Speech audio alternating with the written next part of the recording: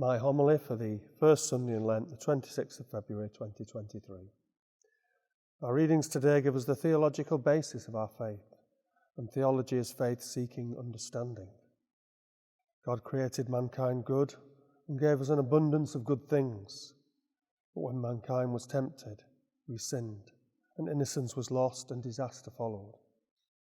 Genesis may not be literally true, but it contains great truths about human nature and sin. We are fallen, and so often we do as we please, and as a result there is suffering and death in the world. What a disaster! But thanks be to God, it is not the end of the story.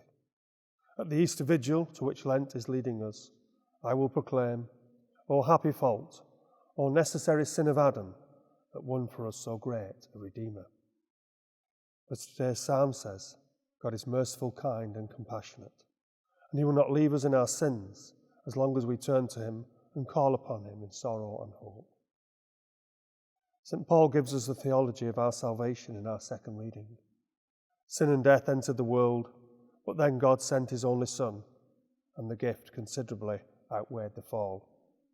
Divine grace came through Jesus Christ as an abundant free gift.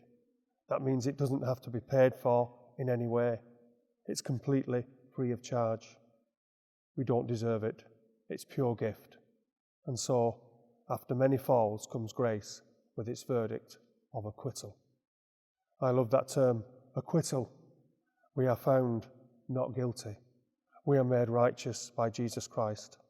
So let's just accept his gift, open our hearts to his love, and let God's love flow through us into the world where it is so sorely needed.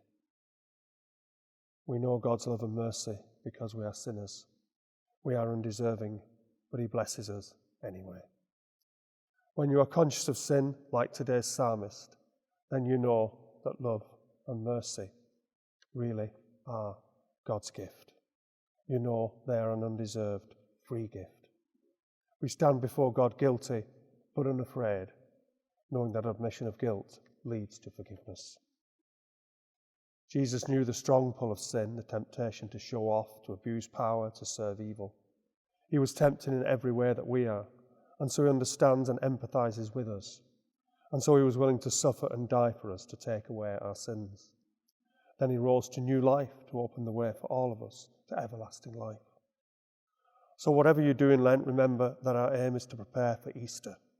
It is not an end in itself, but a means to an end, a preparation for celebrating Jesus' victory over sin and death that brings salvation to us all.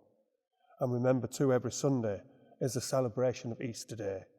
We should never fast or abstain on a Sunday, the Lord's Day.